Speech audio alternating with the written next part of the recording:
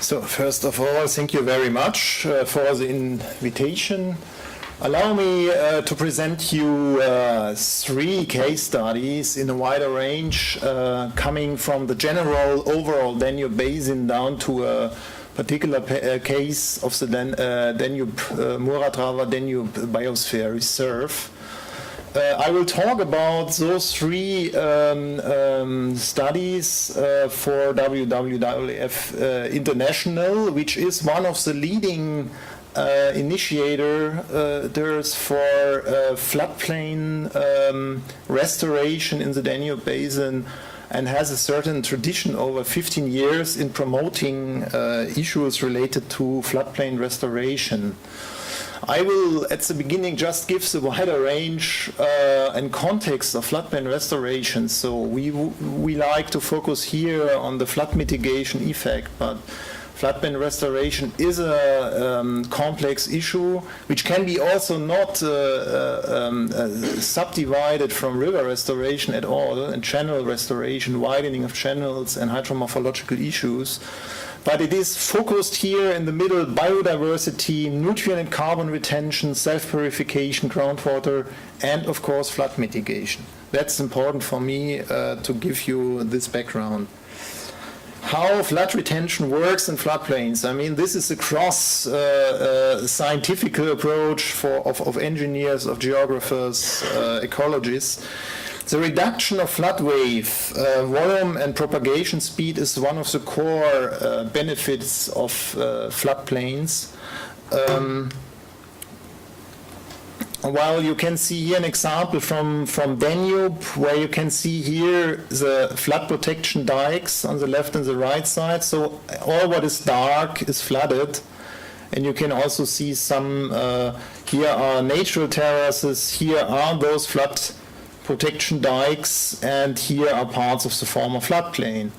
And when you see here the discharge and the time, so you can reach a certain reduction of this peak flow by widening of the peak of the wave of the peak, and also about retardation of the flood peak in these floodplains. So the retention volume is specified by size, slope, shape, the width of the floodplain, and the roughness of floodplain. So what you can find in the floodplain, of course, is there forest or agricultural land. Well, and for the studies, so we used a very pragmatic geographical approach for those large scales. We talk about 2,400 kilometers in the case of the Danube. It is an estimation, a raw estimation of so-called retention capacity by an inventory, a detailed inventory of active and former floodplains, and the calculation of this capacity simply by size and average water depth. So that's for explanation what happened in floodplains. And for this large-scale floodplain assessment, so we start first with the delineation of floodplains. So there is a significant loss of floodplains all over the world. So you can see here some cases for Upper Danube, Middle Danube, Lower Danube, and Danube Delta. So you can see in the Danube Delta the loss is not so significant, but also even in the Middle Danube. We are here in Austria. It's a margin between Upper and Middle Danube, let's say. Yeah? So they are significant. That's the first step, defining floodplain, delineate floodplains. In the second stage, so you are looking for land use habitats, what still exists in these floodplains. Here you can, in the background, you can see an example of the Upper Danube. You need the hydromorphological conditions and the coverage of protected areas.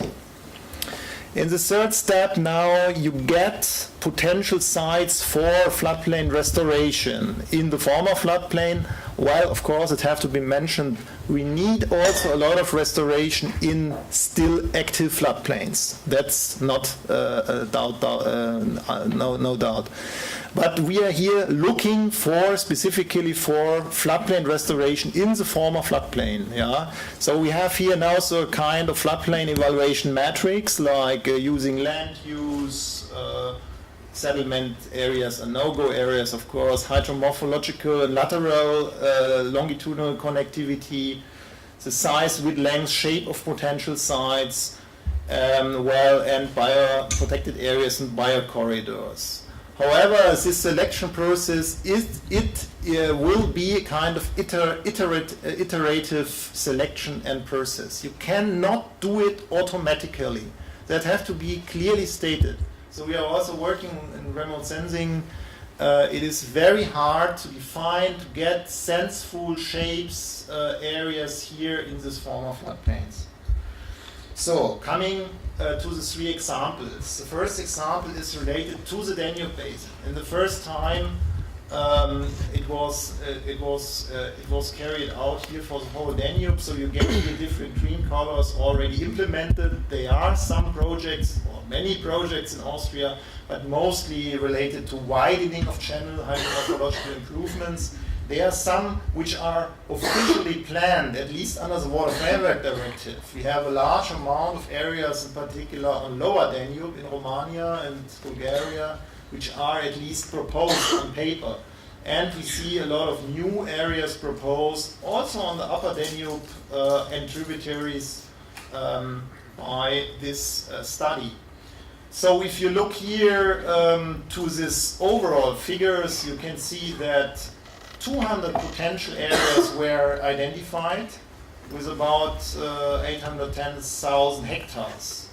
Sorry, this remains. The 560 are officially planned by the Water Framework Directive, so you can see it's not so far from Bayonne. The whole Danube River Basin, so you get some, for the major tributaries, I have to mention this, so the smaller tributaries are not all included, but the larger tributaries.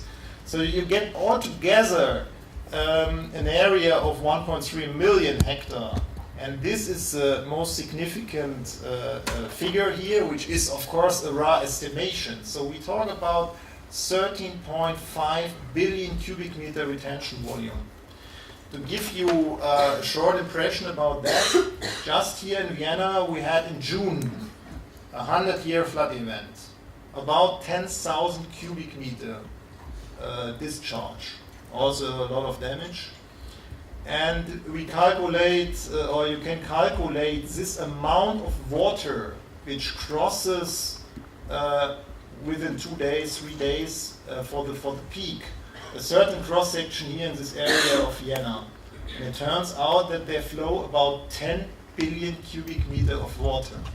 So meaning if you gain here by this former floodplain area 13 billion for the whole catchment, so you can see that you have still a lot of limitations to store this water, to bring it out of the river, or to bring it back in the river later, to retain it. But we also made basic estimations of cost, and you see 6 billion were here mentioned. So only the damages in Germany in 2013 were 13 billion euros in the last flood. The second example is more detailed, for Lower Danube now without the Danube Delta. And here, these are the same areas, but with much more detailed. So we get some 88 potential restoration sites with a total area of 540,000 hectares. So what you can find here in this matrix are basic information about size, about land use, habitats, protection status, and so on. Also about the infrastructure, like this drainage canals, about navigation projects, so major hydromorphological alterations, but also about riprap bank protections and so on, which are very important for restoration activities. On Lower Danube, we have a special case that all these areas, these so-looking polders, were disconnected from the river in the 1970s under Ceausescu, meaning these floodplains are rather young in comparison with floodplains in the Upper Danube or the Middle Danube. So that means also the reconnection would be much easier. This is mostly agricultural used areas here. But they were flooded, for instance, in 2006 at the 100-year flood on Lower Danube. Yeah, most of these boulders. Even they were flooded artificially by breaking these dikes to protect other settlements. So you can see this study has already much more detail.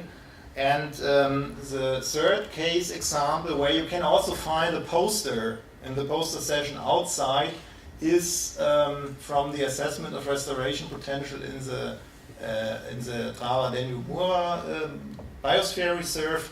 And here you can see those many bubbles in pink and violet. All those areas are potential areas for reconnection. Yeah? Having also a significant impact on retention capacities along the rivers. And even here you can see that's a kind of prioritization, because of course we need in the next step prioritization with which areas I have to start. And so you can see there is only 9 areas fall in the very high restoration potential, meaning some 25,000 hectares. Yeah? For comparison, when we talk about floodplain restoration in Europe, in Central Europe, we talk, I think in the Netherlands, we talk about a couple of thousand hectares, or what is in the plans, or what will be realized in the next years. In Germany, we talk about 2,000 hectares. There, after the Elbe flood, also significant new efforts to connect much more area. And we talk here about 25,000 hectares. So you can see it is definitively a visionary view on it. But that's coming to my last slide. Giving some implications for flood mitigation. It is very crucial and important to understand the whole longitudinal lateral river floodplain continuum, the corridor as a whole management unit. Because we had a lot of problems in Germany and Austria with upper, lower catchments, flooding situations. That's a very important task. Also, of course, the storage of floodwater in tributaries, in middle courses of the rivers are very significant also for the lower courses. Floodplain restoration in large scale between settlements could significantly support flood mitigation. I mean, that's nothing new, but you need such a holistic approach also to get an understanding of the size, which is still available, or potentially still available. Yeah? I mean, we lost so much areas in the floodplains which can be definitely not connected anymore due to settlements, to infrastructure, and therefore it's very important to assess those areas which are still existing. Larger and more intact floodplains can better mitigate climate change effects, also droughts, not only floods. And the development of national floodplain restoration action plans is an issue which should definitively afford floodplain restoration and is necessary. That's from my side. Thank you very much.